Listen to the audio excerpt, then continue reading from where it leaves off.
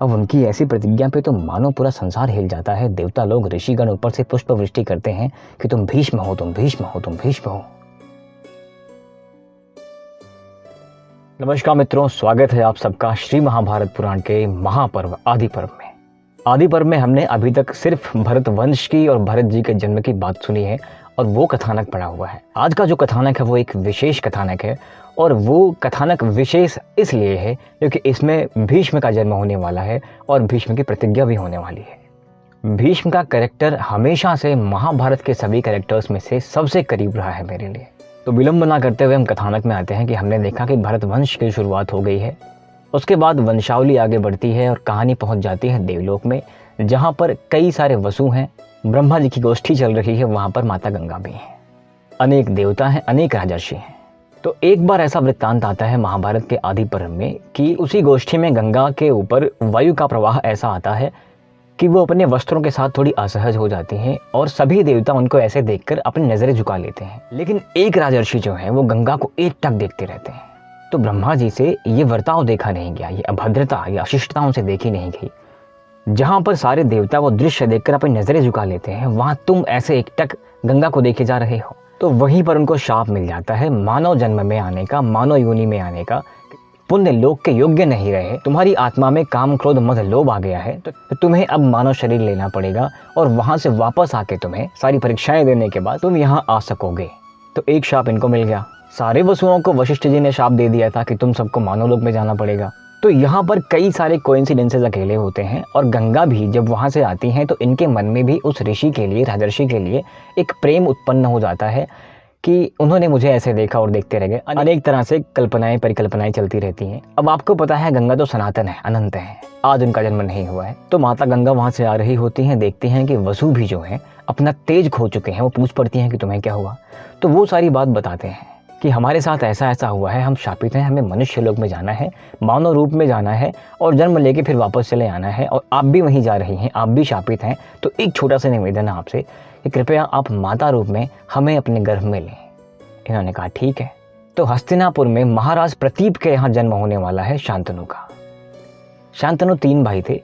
तो बड़े भाई वन चले जाते हैं बाल्यावस्था में ही, तो शांतनु बनते हैं राजा। लेकिन उनके जन्म से पहले भी एक कहानी है। उनके पिता प्रदीप जब तपस्या कर रहे थे तो गंगा उनके समक्ष आ जाती है। वहाँ वार्तालाप होता है। महाराज प्रदीप को बताती हैं कि ऐसा ऐसा होने वाला है। तो महाराज उनसे कहते हैं कि ठीक है, आप मेरी पुत्रवधू बनेंगी।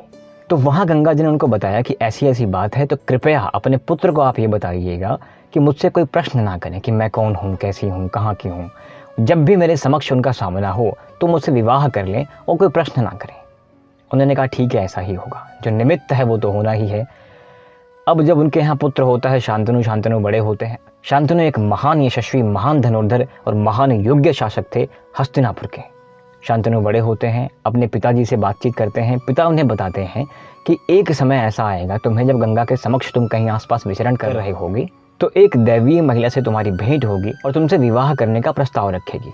तो तुम उससे उसके जाति वंश गोत्र को ना पूछना, चुपचाप विवाह कर लेना। शांतनु ने कहा ठीक है पिता महाराज, जैसी आपकी आज्ञा। अब ये सारी बातें करके, इनको राज्य दे करके शांतनु के पिता महाराज प्रतीप चले जाते हैं वन को। अब दैववश जो लिखा है वो तो होना है। शांतनु भ्रमण कर रहे हैं गंगा किनारे। अचानक से एक महिला प्रकट होती है। अब यहाँ पर शांतनु को नहीं पता ये गंगा है। अब गंगा के स्वरूप का यहाँ पर एक विशेष वर्णन है कि उनको देखकर कोई भी मुग्ध हो जाए। वहाँ बातचीत होती है परस्पर और विवाह की बात होती है कि ठीक है विवाह किया जाएगा। ये मंत्रमुग्ध हो जाते हैं महाराज शांतनु गंगा के सौंदर्य को देखकर। आप अप्सरा हैं, देवी हैं, जो भी हैं, आपने मेरे चित्त को चुरा लिया है।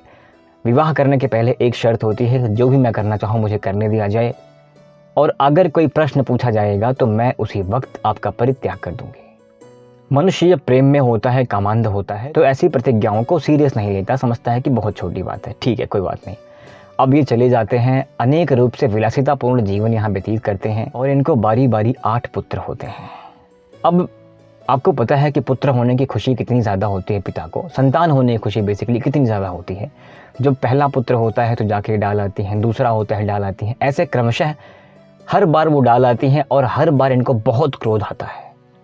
लेकिन वचन दिया हुआ तो दिया हुआ है, ये पूछ नहीं सकते कि तुम क्यों कर रही हो और क्या कर रही हो। लेकिन 1 बार 2 बार 3 बार 4 बार तो ठीक है, 5-6 बार हो गया, 7 बार हो गया, 8वें बार अति हो जाती है कि यार इससे अच्छा तो कुछ होता ही नहीं। अब इन्होंने उन शर्तों को याद कर लिया कि अब जो होगा देखा जाएगा, लेकिन अब ये कार्य मैं इस महिला को नहीं करने दूंगा। यहाँ पर उन्हें पता तो था नहीं ये गंगा है। वो तुरंत उसका हाथ पकड़ लेते हैं और पूछते हैं कि हे सर्पिणी, हे कुलनाशिनी, तुम हो कौन और तुम्हें जघन्य अपराध जो करने जा रही है, जो कदाचित अनुचित है, मैं करने नहीं दूंगा। तुमने मेरे 7 पुत्रों को उठा के फेंक दिया है, सर्पिणी अपने पुत्र को खा लेती है, तुम मुझे वंशहीन करने आई हो। अनेक तरह से वहाँ पर डांटते हुए उनसे पूछ पड़ते हैं कि तुम परिचय बताओ अपना। तो यहाँ वचन इनका यही था कि तुम पूछोगे मैं चली जाऊँगी। तो अब यहाँ पर जो होने वाला है वो यही है कि महाराज मैं गंगा हूँ, मैं वो सनातन गंगा हूँ जो देवलोक से आई हूँ और एक प्रयोजन से आई हूँ। यही इसका प्रयोजन था कि मेरे 7 और 8 पुत्र होंगे, 7 पुत्र को मैं यहाँ फेंक दूंगी और एक वसु जो होगा आपका पुत्र रहेगा और आपके कारण ही उसको जीवन भर अत्यंत कष्ट झेलने पड़ेंगे क्योंकि मैं उसको मुक्त नहीं कर पा रही हूँ। अब जब ये सुनते हैं गंगा थी तो ये दंग रह जाते हैं कि अरे मेरी पत्नी गंगा थी। आपको टीवी सीरियल्स में थोड़ा सा उल्टा दिखाया गया है कि गंगा पहले ही इनको पता था मेरी पत्नी गंगा है, जबकि ऐसा महाभारत में नहीं है। वहाँ इनका परिचय होता है कि मेरी पत्नी गंगा थी क्योंकि इनके पिता ने कहा था उस महिला से पूछना मत। तो अब यहाँ जब परिचय हो जाता है और सारी बात ये जान जाते हैं कि ऐसा ऐसा होने वाला था तो इनका शौक खत्म हो जाता है क्योंकि जो होना है वो तो होगा ही। अब गंगा उनसे कहती हैं कि मैं इस पुत्र को लेके जा रही हूँ, एक उचित समय आएगा तो वापस मैं तुम्हें इसको दे जाऊँगी। अब ये पुत्र को लेके वहाँ पर जब चली जाती हैं, वहाँ पर आपको पता है कि भीष्म जो हैं, जिनका नाम देवव्रत था, यहाँ पर लोग गांगेय कहते हैं, गंगा पुत्र कहते हैं। तो अनेक गुरुओं से, क्योंकि देवलोक में तो कोई कमी नहीं है ना, शुक्राचार्य हो, बृहस्पति हो या अनेक भी योग्य योद्धा महायोद्धा महाराज हैं, उन सबसे इनकी विद्याएं होती हैं।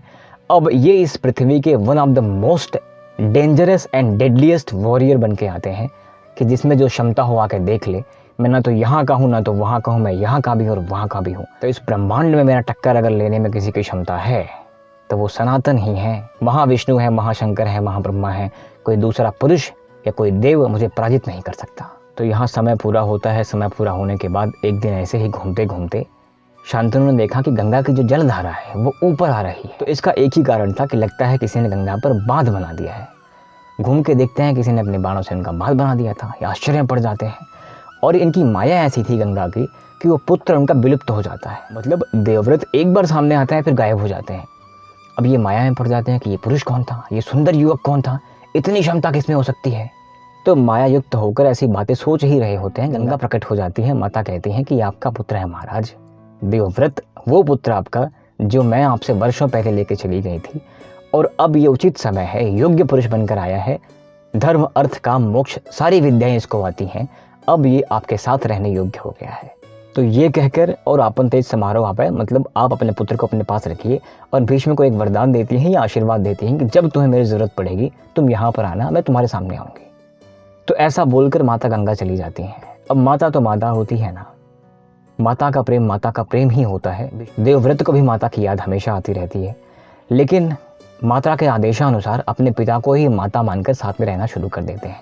4 वर्ष के बाद शांतनु भ्रमण कर रहे होते हैं, वन में शिकार कर रहे होते हैं। तो वहीं पर इनकी नज़र पड़ जाती है मत्स्यगंधा पर या योजनगंधा पर या सत्यवती पर, दासराज की पुत्री सत्यवती, जो वहाँ पर धर्मार्थ नौका विहार कर रही थी और यात्रियों को इस पार से उस पार छोड़ा करती थी। शांतनु की नज़र पड़ जाती है उस पर। ये कामवश होकर पीड़ित हो जाते हैं और उससे कई सारी बातें करते हैं, विवाह का प्रस्ताव रख देते हैं। तो वो साफ साफ कहते हैं कि मैं विवाह के अधिकारी नहीं हूँ, अगर आपको विवाह करना ही है तो मेरे लिए बड़ी खुशी की बात होगी कि अब मैं आपकी पत्नी बनी हूँ, लेकिन आपको मेरे पिता से बात करनी चाहिए, मेरा पाणिग्रहण वही कराएंगे। शांतनु महाराज पहुंच जाते हैं पिता के पास। तो पिता अपनी शर्तें रख देता है, जो कि आप सबको पता है कि मैं चाहता हूं कि इसका पुत्र ही राजा बने और आप तो पहले से ही पुत्रवान है, एक ओजस्वी पुत्रवान है, तो आप ये कैसे स्वीकार कर पाएंगे। महाराज शांतनु काम पीड़ित होने के बाद भी ये अन्याय नहीं कर सकते थे कि मैं अपने पुत्र को इतना कष्ट दूं, अपने क्षुधा शांत करने के लिए ये सारे कार्य करूं। उन्होंने मना कर दिया। लेकिन वही बात है ना कि मन बड़ा चंचल है, मन पे कोई आ जाए तो आ ही जाता है कि दिन रात उसी के विषय में सोचते रहते हैं और सोचते हैं कि ऐसा क्या हो कि वो विवाह मेरा हो जाए। लेकिन ये संभव तो था नहीं, क्योंकि वो बड़ा हठी था उसका पिता दासराज। तो देवव्रत बहुत दुखी हो जाते हैं कि मेरे पिता महाराज को हुआ क्या है।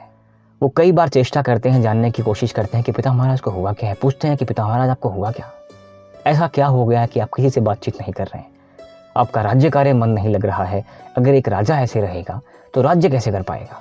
लेकिन शांतनु ये सब बताना उचित नहीं समझते हैं, बस इतना कहते हैं कि कुछ नहीं हुआ है पुत्र, और वैसे भी तुम अकेले हो। यद्यपि तुम्हें परास्त करना किसी के लिए संभव नहीं है, लेकिन दैवयोग कौन जानता है, अगर तुम्हें कुछ हो जाए तो मैं तो वंशहीन हो जाऊंगा। अब देवव्रत पूछताछ शुरू करते हैं, अनेक लोगों से बातचीत करने का प्रयास करते हैं कि हुआ क्या होगा। तो एक मंत्री से वो पूछ लेते हैं ये क्या हुआ है।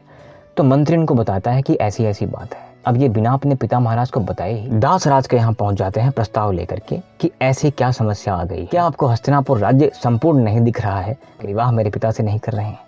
अब बहुत सम्मान करता है, बहुत बड़ाई करता है कि आप कौन हैं, अगर आप क्रोध कर लें तो हम तो ऐसे मिट्टी मिल जाएं। अनेक तरह से प्रशंसा करने के बाद वो बता देता है कि वो आए तो थे, लेकिन मेरी एक शर्त है जो पूरी नहीं कर पाए और इसीलिए शायद वो बहुत दुखी हैं।